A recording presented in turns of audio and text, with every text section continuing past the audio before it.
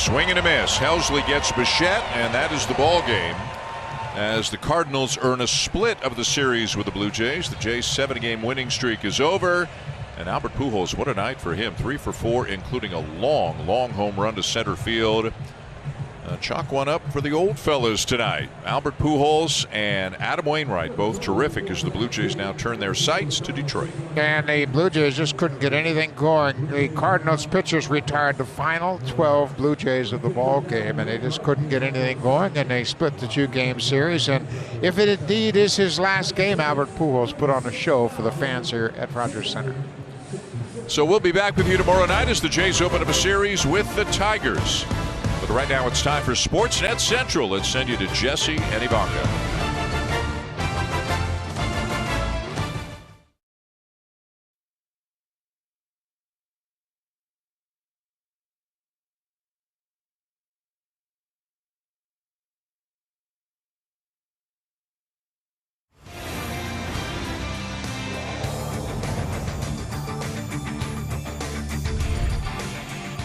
Hello, Canada. Welcome to this post-game edition of Sportsnet Central. Ivanka Osmak, Jesse Fuchs here with you. Chalk one up for the old guys, indeed. Adam Wainwright on the mound, Albert Pujols with a bat in his hand. Older, sure. Yeah, let's just put that out there. Yeah, right? Combined age of 82 years young, giving the Blue Jays the business. Yes, winning streak is over at 7, and the offense drying up compared to the last 4 games, of course. 50 runs over the last 4 games and just 1 tonight. But let's get a breakdown of this one from Jamie Campbell and Joe Siddall, who know that age ain't nothing but a number, guys. No, that is true, Ivanka. The good times for the Blue Jays had to end eventually. The win streak stopped at 7, and you mentioned Wainwright and Pujols, the old guys coming through. The last time Adam Wainwright started a game in this building, he gave up 2 home runs to Vernon Wells, who is somewhere in Newfoundland, last I checked on social media.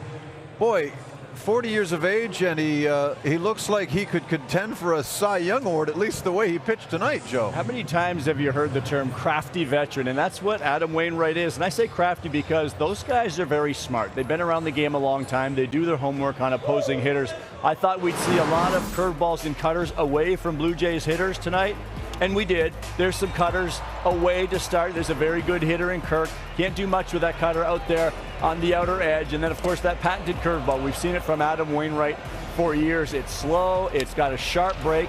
There's that cutter again on the outer part of the plate, getting Blue Jays hitters to roll over to the pull side. He will mix in the fastball on occasion. He scattered it throughout the zone, but it's really just to mix in so that it continues to set up the soft stuff. We saw this Blue Jays lineup struggle a little bit earlier in this season. I remember making the comments that opposing pitchers were staying away, and away some more. I thought Wainwright did an excellent job of that against Blue Jays hitters tonight. The big curveball, the cutter away, that combination just sprinkling in fastballs. They really never adjusted to the off speed, and that's you tip your cap some nights because the offense has been rolling so well. And sometimes just say he got us tonight and get back to more against Detroit. My son is here with us, and he was disappointed when the Cardinals took the lead. And I said, but at least you got to see a future Hall of Famer hit a home run, right? There's value in that as we send it up to the booth and find Dan Shulman and Buck Martinez. Gentlemen, take it away.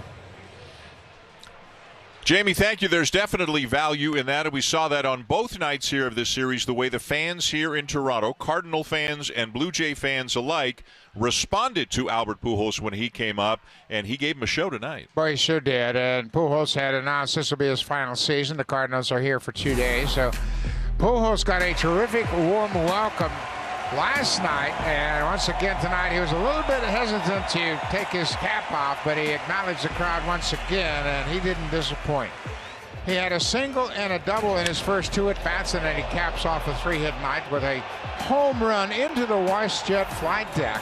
Home run number 886 for Pujols, and he drove in 5 runs in the 2 games, and we saw a great pitching performance by the veteran Adam Wainwright, and a terrific, maybe a final game for Albert Pujols here at Rogers Center, and he put on a show. And the Cardinals snapped the Blue Jays' 7-game winning streak. But the good news, there's another game tomorrow. The Tigers are in town for the first of 4. All right, gentlemen, thank you so much. It's not every day you get to see someone pass Rogers Hornsby on an all-time list, but that's what Pujols did tonight with 3 hits. And now we focus on the effort by Gausman, who was not at his best. What did you see? Well, I thought he left a couple of his splitters up in the zone. We talked on Blue Jay Central how he buries that splitter down and away, especially from left-handed hitters, arm side. He bounces around trying to balance that fastball up in the zone and down in the zone. But look where these couple of these splitters are. This is Carlson's RBI double to get the Cardinals on the board in the third inning. That's that splitter that usually dives down out of the zone. He gets lots of chases with it. It stays in the zone, much like this pitch right here. Again, this time it's Nootbaar into the right field corner. And this looked like he was trying to elevate the fastball, and it was down. But regardless, we've talked about Gausman, how he has gone back and forth. He's generally a high fastball guy, but he's gone down. This was curious to me. I thought the decision to go to Trevor Richards here was interesting. It's Pujols hitting, and we know that David Phelps pitched in this game. He was available. He's the guy that keeps the ball in the yard as good as anyone. There were a bunch of left-handers coming up after that, but I still think David Phelps is your guy in this situation. Big home run really ended this ball game, but it didn't seem to matter the way the Blue Jays bats were silenced by Wainwright and the Cardinals bullpen. Did not matter one bit. The only run for the Blue Jays coming in the fourth. The win streak is over. They'll try and start another one as the Detroit Tigers roll into town for 4. Hope you'll join us tomorrow night as Yusei Kikuchi gets the start. Blue Jay Central, 6:30 Eastern, 3:30 Pacific, as we send it back to Ivanka and Jesse. Thanks very much, guys. Lots more Jays post-game coverage coming up later in the show. But for now, let's check in on the Subway Series. That, my friends, is the Polar Bear. Pete Alonso, 26th of the season, his 6th home run in 18 Subway Series games. Meanwhile, Max Scherzer celebrating his 38th birthday. 6th inning, he strikes out Aaron Judge for a second time, his 5th K of the night. Scherzer looking good as he always does. And then in the 7th, Judge back at the plate with 2 men on and 2 down. And Scherzer, much to, I'm sure, the sadness of that kid, gets him swinging. Plug your ears. Roar's going to be loud. His 3rd K of the game. Back in the dugout, Scherzer is fired up. 7 shutout innings, strikes out 6. However, it takes 2 batters for Scherzer to get out of this game for the Yankees to tie it. That's Gleyber Torres taking David Peterson deep. His 16th of the year, 2-run blast, ties it. That's where we sit right now in the bottom of the ninth. What an awesome crowd taking that one in. Okay, the Rays and Orioles, Jackson Holliday. Recognize the last name. Yes, he is 2022 first overall pick, signed with Baltimore today, and received an $8.19 million signing bonus. It's an MLB record for a high school draftee. I would say so. He's also the 18-year-old son of former MLB star Matt Holliday. Getting some practice there. Top 1, 2-0, man on for G-Man Choi. First pitch swinging, and it's good. Launches a 2-run shot to the opposite field. Rays take the 2-zip lead. Bottom 5, O's trailing 4-2. 1 on, 2 away for Trey Mancini. This one goes down the opposite field line. Adley Richmond heads up base running, scores on an errant throw. So the Birds put one on, still trailing. And the Orioles have just tied things up. I'm sure Holliday is tweeting about it or texting his dad to tell him. But the Rays trying to avoid a 5-game losing streak. This one, bottom 9. Guardians and Red Sox. Boston last place in the AL East entering Wednesday. That'll cheer Jays fans up. Top 2, Nolan Jones bounces one to Franchi Cordero. The fielding isn't very good. The throwing probably worse. Charged with 2 errors on 1 play, part of a 3-run inning, and the Guardians lead 3-zip.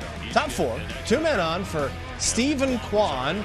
Gonna hit a grounder down the line. Oh, Franchi. No chance at that one. Runner scores from 3rd on the double. 4-2 for Cleveland. Bottom 6, Red Sox down 5 for Bobby Dahlbeck. 10th of the year, his 2nd of the game. Deep and gone, just clears that fence in center field. 2-run shot gives him 5 RBI on the night. Boston on top 6-5, but in the 8th, chopper towards first. What are the Red Sox doing? Cordero, his 3rd error of the game, leads to a run. Game tied at 6. Yeah, it's gotta be that banana yellow. Top 9, that's Canadian Josh Naylor going over the monster. Gives Cleveland a 7-6 lead. That's where we sit right now in the bottom of the 9th. The Red Sox could go under 500. Oh boy. And over on the West Coast, it's the Rangers and Mariners. Top of the 3. Elier Hernandez with a deep drive to center. This one is moving, and then into the glove of Julio Rodriguez. J-Rod slams into the wall, but that would end the inning. Bottom 7, Mariners down 2-1, 2 on for Rodriguez. That will plenty do it. Say goodbye, Julio. Off the scoreboard, a 3-run jack, and the Mariners have a 4-2 lead. What a world to live in with Julio Rodriguez. Yeah, he wanted to make sure nobody was catching that one. 3-run blast, team leading 56 RBI. Exciting guy to watch. Seattle, they take this one. They win again, 4-2 over Texas.